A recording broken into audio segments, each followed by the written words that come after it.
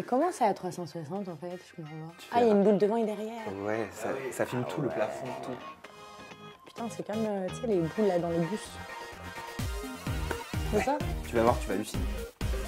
Allez, top.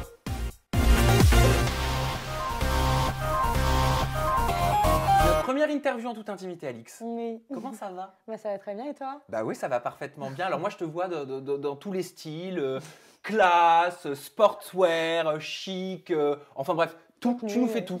Je me trompe pas? Oui. Bon, justement, on va parler de tes facettes. Mm. On va apprendre avec ma communauté à savoir, on va tenter d'apprendre qui tu es véritablement. Est-ce que tu es la peste décriée sur les réseaux sociaux? C'est pas moi qui le dis. Ou est-ce que tu es Alix, le petit ange en devenir de la télé-réalité?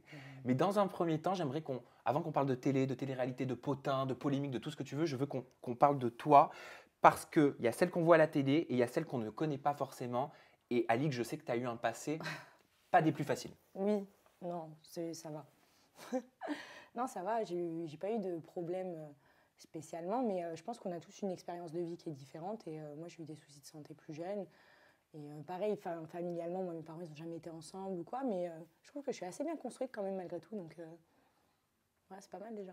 Tu as rencontré des soucis qui sont quand même assez sérieux et que toutes les jeunes filles en préadolescence, à 13 ou 14 ans, ne rencontrent pas forcément. Bah oui, surtout que quand j'étais à l'hôpital, je suis repassée au stade couche. Tu sais, j'étais tellement faible en fait par rapport à mes problèmes de santé que j'étais alitée dans un lit à air pour éviter les escarres. J'étais sous voie centrale parce qu'ils ne pouvaient plus me faire de piqûres puisque mes veines, en fait, j'avais eu tellement de cathéters que du coup, c'était plus possible. Et ils ne pouvaient pas me mettre de sonde urétrale parce que, je crois que c'est comme ça qu'on dit, oui. Parce que c'était compliqué, je me faisais opérer souvent, à chaque fois, il faut la retirer pour les opérations. Et du coup, j'étais repassée au stade couche. Donc, c'est hyper dégradant parce que quand tu arrives à 13 ans, c'est le début de la puberté, tu commences à avoir de la poitrine, tu commences à vouloir être une fille, une femme, tu vois, tu te transformes un peu. Et puis là, tu arrives, tu te retrouves à l'hôpital avec des gens qui viennent te faire des prises de sang au milieu de la nuit, à pas pouvoir te gratter le pied ou pas pouvoir même t'essuyer toute seule. On m'a lavé dans mon lit pendant 9 mois quand même. Mais qu'est-ce qui t'est arrivé pour que tu sois alitée pendant autant de temps?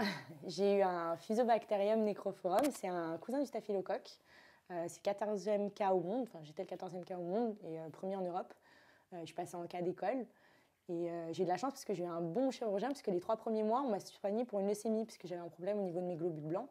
Du coup, on m'a soignée pour une leucémie, et lui s'est renseigné, il m'a fait passer en cas d'école, tout ça, et ils ont fini par trouver ce que j'avais. Donc, c'est un microbe c'est une bactérie qui m'a rongé tout le cartilage et l'os en fait, du col du fémur. Et j'ai de la chance parce que, comme son nom l'indique, c'est nécrophage, donc ça aurait pu s'attaquer aux organes, à tout. Enfin, passé un temps, j'avais une tache sur mes scintigraphies sur les reins. Ils ont eu peur que ça soit mis sur mes reins aussi. Donc là, c'est hyper grave, quoi. J'ai fait une septicémie. Donc du coup, c'est un empoisonnement du sang. Et oui, j'ai failli mourir, du coup. Mais bon, ça se passe bien, je suis là, c'est déjà ça. Mais quand on est alité pendant 9 mois, comment est-ce qu'on réapprend à vivre? Comment est-ce qu'on réapprend à marcher? Comment est-ce qu'on réapprend à vivre normalement? Alors, déjà, j'étais 9 mois alitée. Ensuite, j'ai été en centre de rééducation. Donc, je suis restée quasiment 1 an dans le système hospitalier. Et quand on est allongé pendant 9 mois, ta circulation, elle ne se fait plus pareil. Donc après, ils m'ont mis sur une table de verticalisation en kiné. Donc on me mettait sur une table sanglée et il y a un compteur avec des degrés. Et c'est pour vous apprendre à être à la verticale. En fait, au début, moi, j'étais téméraire un peu. Je me suis dit, allez, hop, je le mets à fond. Et tellement c'était fort parce que la circulation, ça me faisait comme des fourmis partout dans le corps et je suis tombée dans les pommes. Et j'avais une fonte musculaire énorme. Ma cuisse... Quand j'étais alitée encore, ma cuisse, elle était comme ça. Mon mollet était comme ça. Après, quand j'ai eu mes béquilles plus tard, j'ai repris un petit peu parce que je me servais très légèrement de ma jambe. Je me servais sur la pointe du pied. Donc, j'avais repris un petit peu de musculature, mais c'était infime, quoi. Donc, c'est dur au niveau du visuel. Même comme on se voit dans la glace, quand je prenais ma douche, je voyais d'un côté, j'étais normale, l'autre côté, c'était tout maigre. Enfin, c'était compliqué quand même. Ces épreuves que tu as vécues dans ton adolescence, elles t'ont façonné de quelle façon? Je pense qu'on apprend plus vite certaines choses. Moi, j'ai été vachement rebelle, plus jeune. J'avais envie de tout faire parce que je me suis dit, je ne suis pas comme les autres. Et j'ai pas des fois, mes potes, ils oubliaient carrément que j'avais des béquilles. Parce que j'allais aussi vite qu'eux en béquilles. Parce que j'avais l'habitude, j'avais des bras, j'étais costaud. Hein.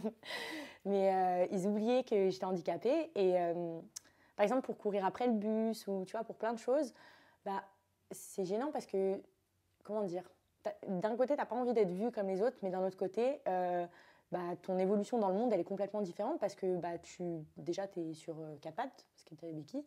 Et c'est hyper compliqué parce qu'il faut les emmener partout. Il y a plein de choses qu'on ne peut pas faire. En plus de ça, il y a les gens qui sont bienveillants, mais ils ont tendance à être, comment dire.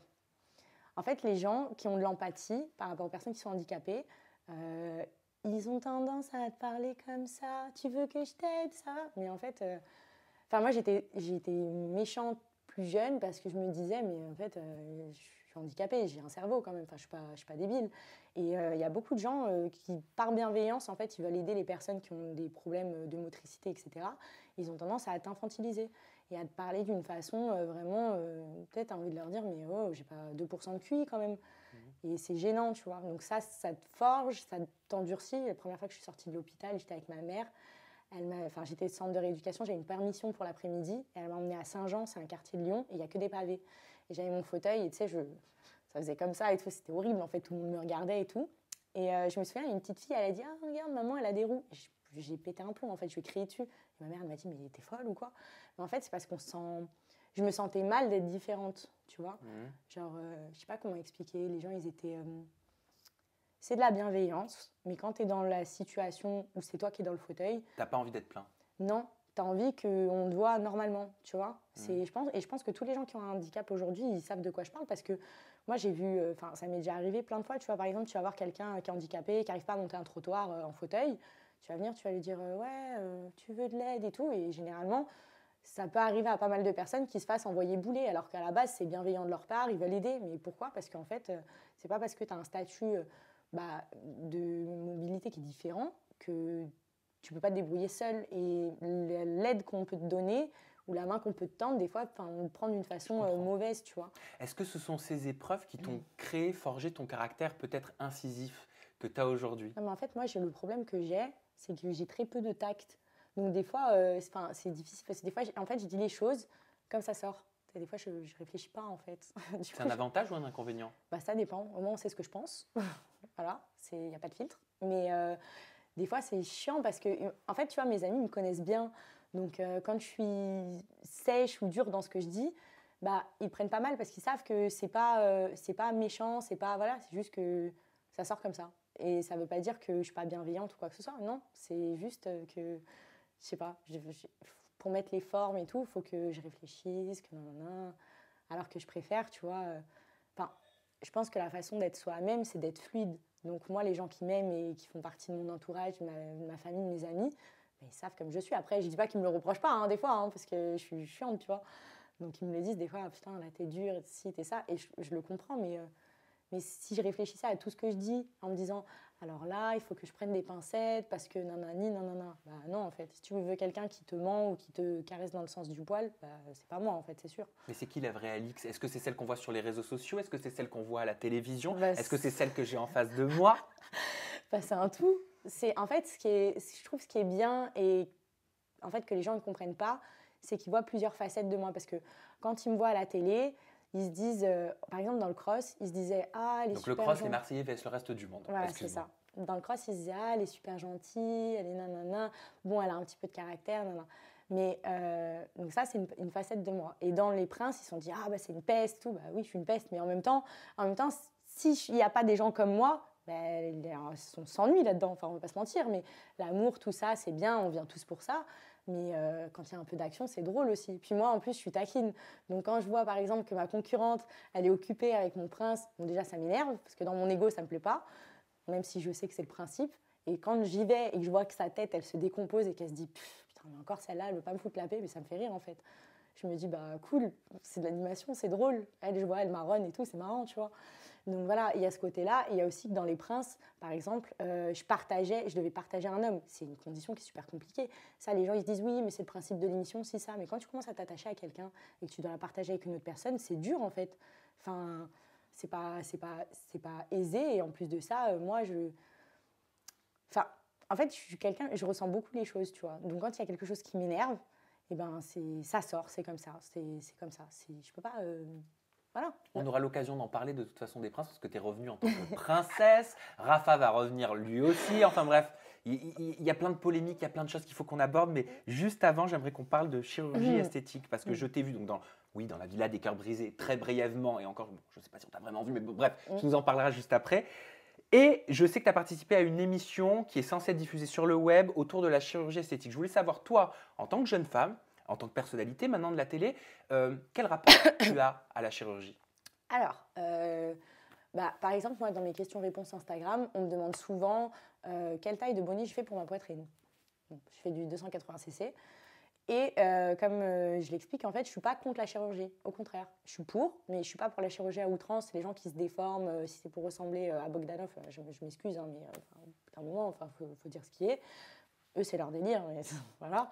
C'est-à-dire que c'est devenu. Je pense pas que ce soit méchant là ce que tu dis par rapport à Non, Bogdanov. mais c'est juste que c'est comme le Nutella, la pâte à tartiner, voilà. on a fini par dire Nutella. Ouais, voilà. Mais tu vois, eux, ça saute au visage quand c'est trop. Tu vois, moi, je suis pour la chirurgie et la médecine esthétique. Par exemple, je suis pour la médecine esthétique. Tout ce qui est injection, trucs comme ça, pour les rides et tout.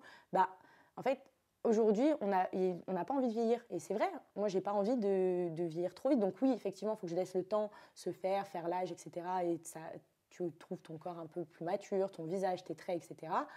Mais je trouve que si on peut atténuer certaines choses qui nous gênent, par exemple, moi j'ai fait les sillons ici, parce que j'ai beaucoup grossi, j'ai beaucoup maigri. Donc j'avais des creux énormes. Et du coup, je les fais, mais légers. Et on ne se dit pas, waouh, la fille, elle est en plastique, quoi. Ok, j'ai une poitrine refaite, mais je n'ai pas fait des seins comme ça.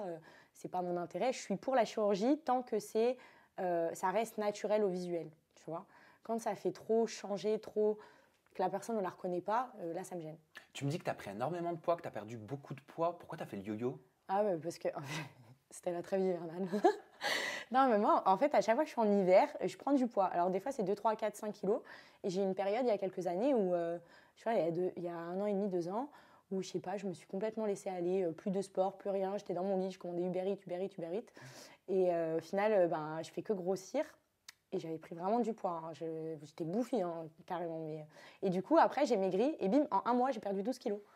Donc, en fait, ma peau, elle a subi, tu vois. C'est pareil. Et ça me gênait quand je me maquillais. Tu sais, j'avais des dépôts de maquillage qui restaient dans les sillons. Et c'était pas beau, en fait. Ça me gênait, tu vois. Je l'ai fait.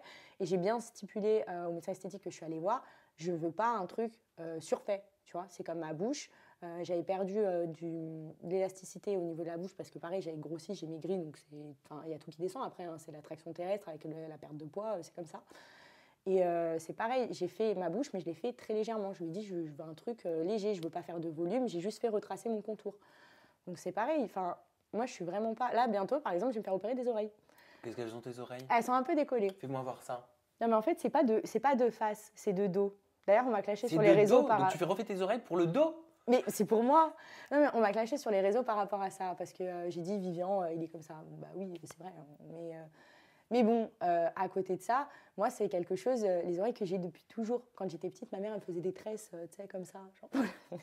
Elle me disait, Alix, fais attention, il y a du vent, tu vas t'envoler. Ma mère, c'était la première à me clasher. Hein, mais c'était pas méchant. Non, mais c'est pareil. Moi, je le prends pas mal. Je sais, il y a beaucoup de gens qui veulent pas que je le fasse, qui me disent, ça fait partie de ton charme, si ça. Mais genre, mon rêve, c'est de mettre des casquettes. Je peux pas. Parce que si je mets des casquettes, ça fait comme ça. C'est pas beau, tu vois. Après, je peux comprendre, parce que c'est très personnel, le rapport à son physique. Mais c'est pareil, je veux pas qu'ils me les plaquent. Et je les veux vraiment légers.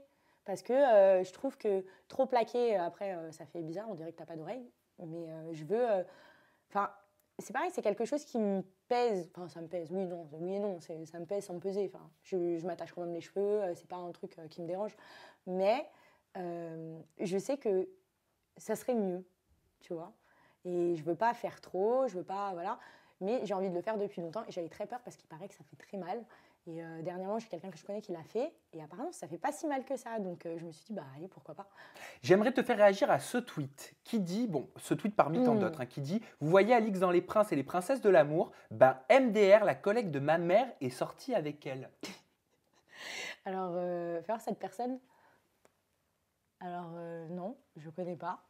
Est-ce que tu es sortie avec une maman, ça te parle? Alors, avec une collègue de maman, visiblement, honnêtement, c'est possible que je sois sortie avec une fille qui connaît peut-être cette personne, parce que je suis sortie avec pas mal de filles. Il y en a eu. Hein. De quel âge à quel âge? À quel âge t'as... Je pense de mes 14 ans à mes 18 ans. À mes 18 ans, après, j'ai eu mon premier copain, enfin, copain sérieux pendant 2 ans, genre voilà, c'était différent. Mais non, en fait, quand j'étais plus jeune, j'avais vachement peur des hommes.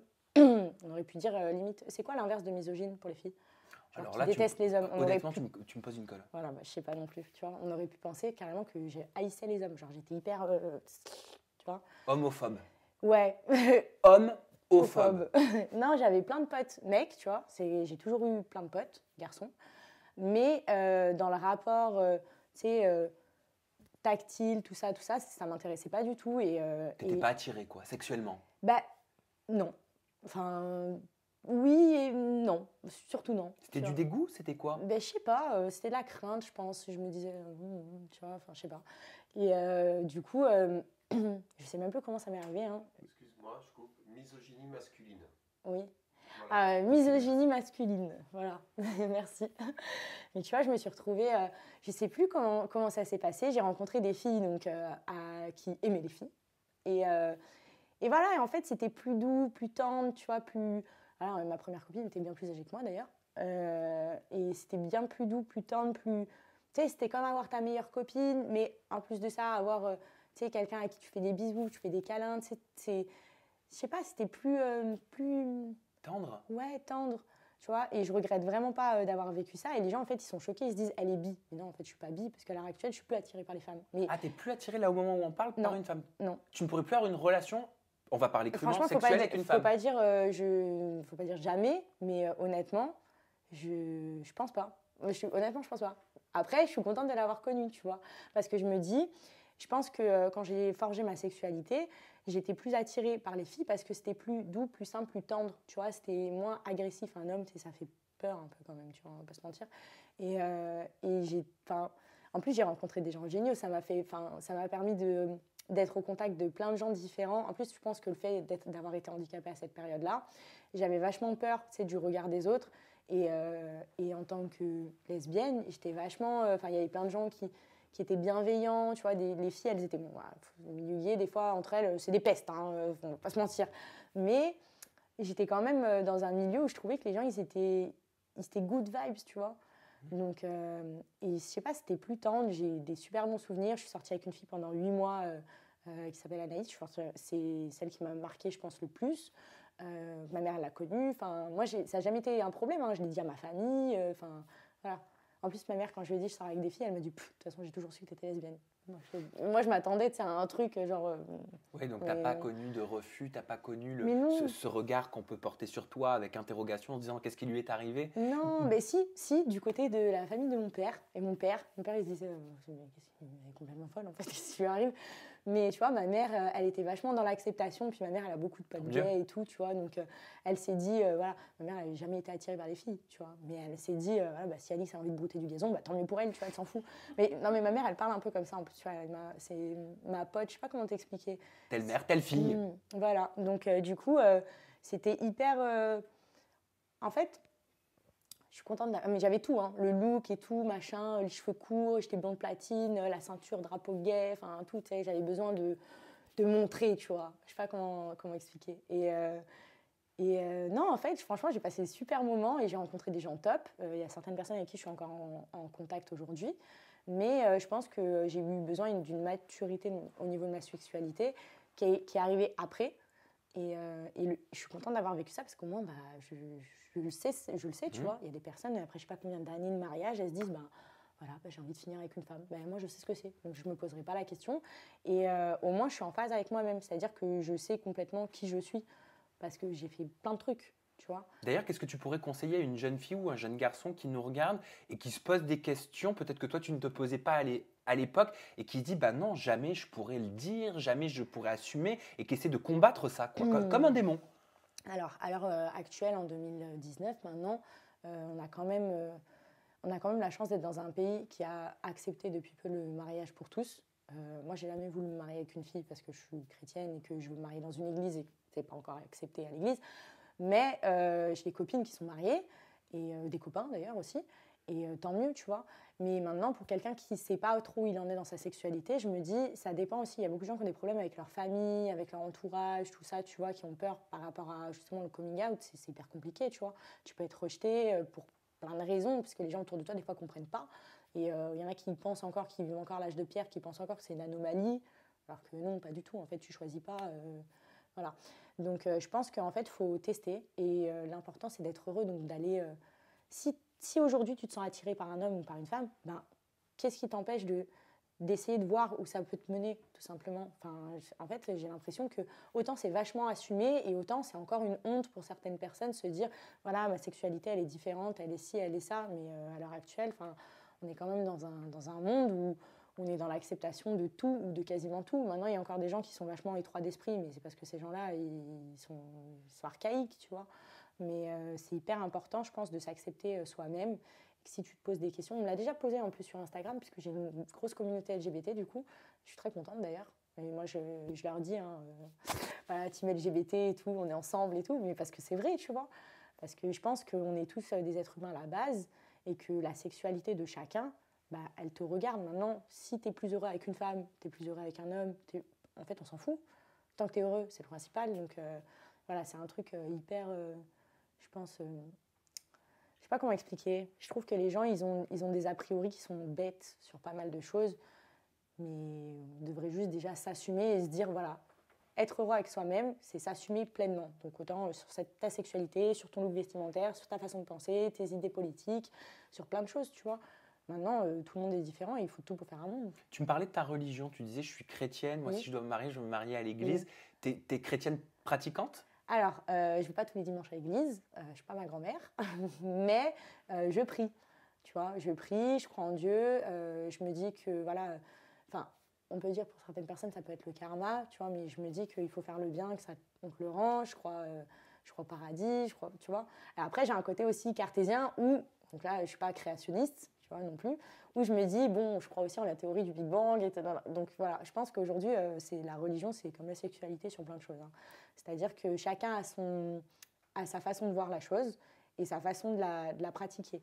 C'est-à-dire que tant que tu as la foi, peu importe que tu ailles à la messe tous les jours, tous les dimanches, ou que tu y ailles pour les messes de minuit, ou que tu y ailles une fois de temps en temps, ou que tu n'y ailles pas, tant que ta foi, elle est en toi, Dieu, il est là pour tout le monde. Donc, que tu sois chrétien, bouddhiste, musulman, juif, tu vois, les religions, finalement, c'est un peu tout pareil. La foi, c'est quelque chose de très personnel. J'aimerais qu'on parle d'un sujet qui m'a été soulevé par Océane en interview WebSam, c'est mon format 2.0 et digital d'interview sur Skype ou FaceTime. Elle me parlait de ton passé, elle a fait des sous-entendus quand même qui sont très équivoques te concernant en disant clairement que tu avais été escorte. Alors, Océane, c'est quelqu'un, je pense, qui a un problème avec elle-même déjà, pour commencer. Parce que je l'ai vu, cette interview, on me l'a envoyée. Et je trouve qu'elle tape beaucoup sur les gens. Donc, moi, ce que je trouve dommage pour elle, c'est que là-bas, elle était très je suis une petite chose, nanani, nanana. En fait, il y a plein de gens qui ont vu que, c'est ce que j'ai dit d'ailleurs quand j'ai répondu sur les réseaux à Océane, justement, puisqu'en fait, elle a dit oui, Alix, c'est une, genre sous-entendu, c'est une prostituée, mais tu te prends pour qui en fait? Si t'es mal dans ta peau, ok. Si t'as envie de commenter les épisodes, ok, pas de souci, moi je m'en fous en fait. Mais de taper sur les gens et de dire des choses fausses, parce que je pense que Océane, elle a une partie aussi où, voilà, elle était là tout le temps, elle voyait que Raphaël était tout le temps avec moi. Je sais que le jour où il l'a gardée, elle a pleuré tellement elle était contente, tu vois, parce que moi je faisais mes ITV, ils me l'ont dit. Mais en fait, Raphaël, la première fois, il m'a fait partir parce qu'il avait la haine, parce que je l'ai planté. Ah, ne t'inquiète pas, là tu devances un petit peu mes questions. Rafa, Elsa, on en parle dans un instant. Bon. Je veux juste vraiment qu'on clarifie ce point qui est quand même important. Mais en fait, moi, parce que tu es la principale intéressée. Elle me disait clairement, je vais te le dire, mais tu l'as vu, l'interview, elle me disait clairement que tu utilisais à l'époque apparemment des pseudos sur certains sites pour faire de l'escortisme. L'escortisme. Alors, déjà, pseudo, site, tout ça, je vais te dire, même avant de faire de la télé, il y a quelques années, non, en fait, il n'y a même pas quelques années, mais assez régulièrement, j'ai eu des faux profils Tinder, des faux profils net échangistes, des faux profils sur je sais plus quoi, et à chaque fois, on me les envoyait. Donc, en fait, ça, quand tu es un peu jolie, que tu fais des photos, que tu fais des ci, que tu fais des ça, bah, c'est des choses qui sont utilisées, en fait. Donc, malheureusement, les photos sur les réseaux, bah, tu peux pas ne pas les screener, ne pas les... Enfin, c'est comme ça, hein. À l'époque, j'avais que Facebook et c'était déjà ça, tu vois. Donc, bon, maintenant, je trouve ça un petit peu bas de sa part parce que je pense qu'elle s'est servie de ça, genre pour me descendre. Mais en fait, moi, tout ce que j'ai fait dans ma vie, c'est assumer. Donc, à partir de là, étant donné qu'il n'y aura jamais de preuve de ce que tu dis parce que ça n'existe pas, bah, c'est débile maintenant. Qu'est-ce que tu assumes?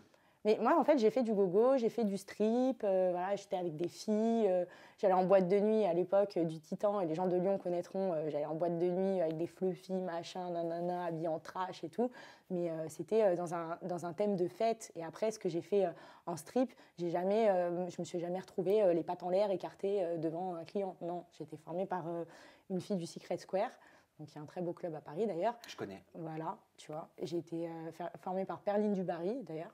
Et en fait, elle m'a appris à faire de l'effeuillage, entre guillemets. Donc en fait, oui, effectivement, j'étais topless. Donc j'avais pas les seins que j'ai maintenant, mais j'étais topless.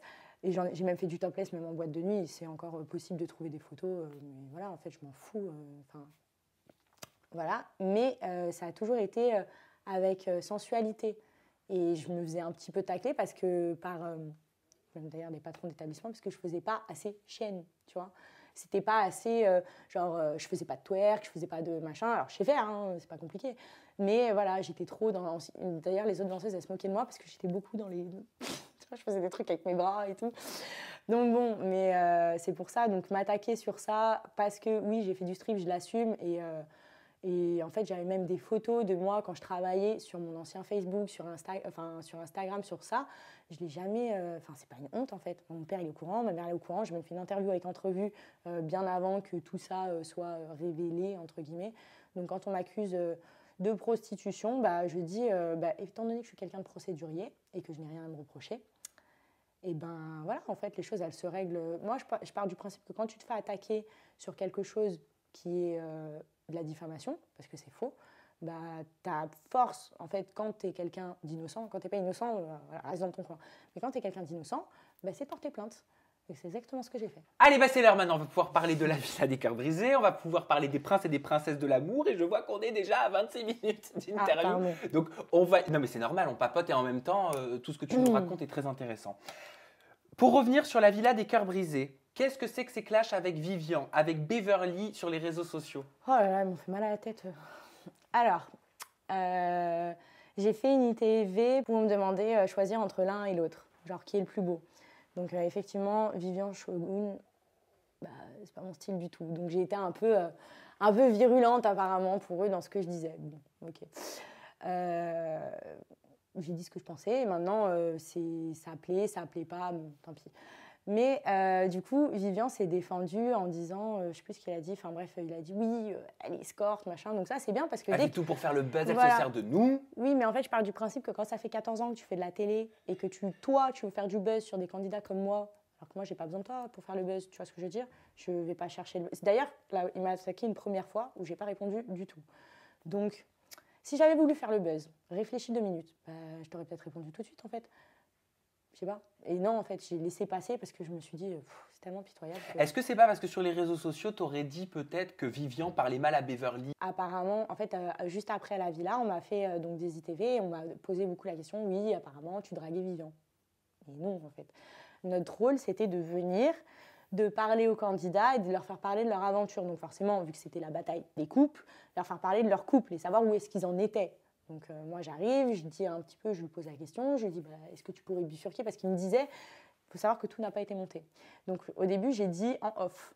Il m'a dit ça en off parce que je me disais je vais pas dire la production ne l'a pas monté parce que ça se fait pas. Mais au final, j'aurais dû direct dire, effectivement, puisqu'on a parlé quand même un moment, ils ont monté sur 35 minutes de discussion, ils ont monté même pas 2 minutes 50, tu vois. Donc ils ont fait un condensé, et ils ont pris un petit peu ce qui les intéressait. Sauf que je n'ai jamais dragué Vivian. Enfin, c'est Vivian, tu vois, je ne suis pas du tout attirée par ce mec-là. Et lui, en fait, il m'expliquait, il me disait, oui, alors avec ma copine, voilà, là, ça va pas. Ici, elle aime pas parce que d'habitude, c'est Beverly et Vivian. Et là, c'est Vivian et Beverly parce que je suis plus stratège qu'elle. Quand je suis en France, je la bloque sur les réseaux. Et après, je suis tranquille. Et 2-3 jours après, je la débloque. Là, je sais pas. Je me pose des questions par rapport à notre couple, nanana. Parce qu'il est dans un contexte d'émission. Et je lui répondais, je lui disais, mais tu sais, tu devrais pas parler comme ça, tu as de la chance. Parce que quand même, ta copine, toi, c'est des spécimens, les deux quand même. Ils sont spéciaux, tu vois. Donc voilà. Et je lui ai dit ça. Et il me disait oui, machin, nanana. Après, il a dit ouais, viens, on fait une photo, on l'envoie à ma meuf, machin, parce que les autres sont venus, tu vois. Et en fait, j'ai trouvé ça déplacé parce que quand j'ai vu, forcément, j'ai vu la partie ITV où il dit oui, Alix, elle me regarde, je suis attachée comme un rôti, je sais pas ce qu'il raconte. Mais elle me regarde, genre elle me dévore des yeux. Mais frère, je t'ai jamais dévoré des yeux. Enfin, Et pourquoi Beverly, de son côté, sur les réseaux, Ami, ça me fait de la peine de voir des filles comme ça qui inventent des choses sur mon couple. J'ai pas envie de cracher sur toi, déjà que tu as une sale réputation, je vais pas t'achever. Reste tranquille sur ta barre de pole dance, chérie. alors, encore une fois, ça montre le niveau. C'est-à-dire que tout de suite, genre, elle me casse en disant reste tranquille sur ta barre de pole dance. C'est comme dans l'émission, elle a dit oui, cette fille, c'est un tuto de contouring ou de make-up. Bah, en fait, déjà rien que ça. Moi, on peut dire que j'ai attaqué sur certaines choses, mais toi, c'est pareil. En plus de ça, j'ai jamais voulu lui faire du mal, mais au bout d'un moment, il faut savoir que moi, Beverly, je lui ai parlé par WhatsApp depuis le téléphone de Seb Daddy. Parce que quand elle a publié ça, j'étais avec Seb à Los Angeles et elle a dit ouais, Seb, si je croise ta copine en émission, tu vas voir, je vais te faire la misère. Déjà, tu vas faire la misère à qui, déjà pour commencer? Si demain tu veux t'embrouiller avec moi, on s'embrouille, c'est pas un problème. Je n'ai jamais reculé devant personne, donc c'est pas aujourd'hui que ça va arriver. Maintenant, de se défendre avec des propos comme ça, je trouve ça stupide, sachant que quand je lui ai parlé sur... donc ça, c'était avant que je lui parle sur WhatsApp, et je crois dans la même journée, je lui ai parlé. Donc je lui ai fait des mémos quand Seb il m'a dit « écoute ça ». Et je lui ai dit exactement tout ce que son mec m'avait dit vis-à-vis d'elle. Donc, sachant que je suis une inconnue, tu me dis ça, genre, voilà. Surtout que Vivian, après la séquence, il m'a dit ouais, t'es hyper bien et tout, c'est bien, nanani, nanana. Ça, pareil, il n'en parlera pas. Mais en fait, je lui ai dit tout ce que son mec avait dit. Donc, ce que je t'ai dit là, je te bloque sur les réseaux, ça dure 3 jours et tout. Et je lui ai expliqué. Et je lui ai dit, moi, mon but, c'était pas de te faire de mal. Mais quand je vois que ton mec, en gros, il sous-entend que moi, je lui ai fait du plat alors que c'est faux, ben, en fait, je suis obligée de dire les choses telles qu'elles sont. Et quand je vois d'autres candidats qui disent, oui, moi, j'étais là, si, ça, alors qu'eux-mêmes, et je pense que tu recevras en ITV certaines d'autres filles qui étaient dans Les Princes, qui étaient aussi dans la bataille des couples et qui pourront te dire la même chose que moi, qu'eux-mêmes ne se sont pas tenus forcément droit comme des i, et que oui, il y a eu du off, mais ça a duré, on a dû avoir même pas 10 minutes de off, le temps que les équipes, tu vois, c'est très rapide. Voilà, enfin, ça me fait rire un peu, parce que je me dis, entre les choses qu'ils assument et celles qu'ils n'assument pas, il y a beaucoup de choses. Maintenant, Vivian, je l'ai croisé il y a très peu de temps sur un shooting, parce que, pas pour moi, hein, j'ai accompagné Maëva Guénam à un shooting donc, avec Clara Morgan. Et en fait, il m'a vu, il a appelé son agent. Oui, Magali, Alix, nanana. Et je lui ai dit, bah maintenant que tu es en face de moi, dis-moi pourquoi tu mens. Sois un homme, tu vois, parce que c'est bien de me clasher sur les réseaux. Moi, je lui ai répondu parce qu'il m'a un peu mis la tête comme ça. Ça m'a gonflé, en fait. J'ai pas que ça à faire à la base, tu vois. Et du coup, je lui ai dit, bah maintenant que tu es en face de moi, dis-moi pourquoi tu as menti. Et il était là, je ne te parle pas, je ne te parle pas, je ne te parle pas. Allô Magali, oui, Alix, oui, non, non. Mais tu vois, je lui dis, mais. Et ça m'a énervée parce que je me suis dit, mais en fait, toi, tu es là sur les réseaux, il y a du monde, et quand tu es en face, tu t'assumes pas. Donc, soit tu es un homme, ou soit j'ai plus de virilité que toi, et dans ce cas-là, il y a un problème. Mais bon. Et en fait, après, on a mangé donc, au restaurant avant leur shooting. Bon, après, je suis partie. Et au restaurant, style, il me taquinait. Même le mari de Clara Morgan, il m'a dit, mais en fait, il a trop envie de te parler, on dirait. Il me taquinait, genre, il a annulé mon café au lait, j'ai dû le recommander. Il me disait, ouais, je fais de la muscu, mais je suis pas équilibrée parce que tu sais, vu que je louche, il me lançait des petits trucs et tout. Après, derrière, il essayait de me faire des croches, puis on aurait dit, il avait 8 ans. Mais tu vois, il me parlait, et au bout d'un moment, je lui ai dit, non, mais en fait, je comprends pas, moi là-bas, je veux pas me prendre la tête avec toi, je veux juste savoir pourquoi tu mens. Parce que je comprends pas. Il me dit, oui, mais bon, vu que tu m'as attaqué, bah, fallait bien que je me défende, donc j'ai. Tu vois? Donc, bon. Qu'est-ce que tu reproches au final? Ben, en fait, moi, c'est juste que honnêtement, je lui reproche rien. Je pense que c'est un petit con, surtout, c'est ça, tu vois. Il a un côté vachement puéril. Je pense pas que ce soit quelqu'un de méchant. Sa meuf, après, je sais que Beverly, c'est quelqu'un de très sensible. Et comme je lui ai dit, d'ailleurs, sur les mémos, je lui ai dit, moi, mon but, c'était pas du tout de te faire du mal. Je suis pas quelqu'un, genre, je me dis, allez, hop, je vais lui pourrir sa vie, etc. Non, pas du tout, c'était pas le but. Mais quand j'entends ce genre de choses, comme quoi, moi, je l'ai draguée et qui se dit, ouais, elle a dragué un tel, elle a dragué un tel, alors que pas du tout. Même Vincent Shogun, soi-disant, j'ai dragué Vincent Shogun. J'étais en émission avec lui il n'y a pas si longtemps que ça. J'ai eu la même discussion avec lui. Il m'a dit quoi? Mais qu'est-ce que tu racontes? Pas du tout. Tu vois? Donc, d'entendre des trucs faux sur moi, ça me gonfle en fait. Donc, bah, c'était un petit peu histoire de crever l'abcès dans l'œuf et de dire voilà, les choses, tu dis n'importe quoi. Donc, pourquoi tu fais ça en fait? T'es un adulte ou t'es un enfant? Ou dans ces cas-là, c'est qu'il y a un problème quand tu dis que c'est moi qui cherche le buzz alors que c'est toi qui invente des conneries. Je pense qu'on peut se poser la question de qui cherche le buzz, tu vois. Parce que sinon, je t'aurais répondu tout de suite, j'aurais sauté sur l'occasion, j'étais à 50K, je me serais dit, allez, c'est parti, vas-y, je vais le cacher, je vais gagner des followers. Non, en fait, pas du tout. Alix, regarde, je te demande juste une chose. Tu vois tous ces angles-là qui nous restent? Oh là là. C'est tout ce qu'on n'a pas encore fait. Et moi, on j'ai en du est mal à plus de 30 minutes d'interview. concise. Donc, est-ce que couper, ça te va? couper. Non, mais moi, j'improvise. C'est comme à la maison, les abonnés le savent. Est-ce que ça te va si on se retrouve demain pour la deuxième partie de ton interview. Alors, le problème, c'est que je prends l'avion ce soir. Non mais, demain, mais en mode Joséphine Ange Gardien. Ah oui, si tu veux. T'as compris? Comme ça. On Vas-y. fait un montage et on se retrouve comme ça et en fait, c'est demain. Tu vas me faire disparaître. Je suis pas sûr d'aller jusque-là, mais Allez. j'ai envie de vous dire que je vais rappeler tes réseaux sociaux dans un premier temps. Ton compte Instagram, c'est alix-dmx. Ton compte Snap, c'est alix.dmx. Et enfin, non, je vais vous remercier. Voilà, on se donne rendez-vous demain avec Alix pour parler des Marseillais Allez, et des Joséphine, Princes. regarde.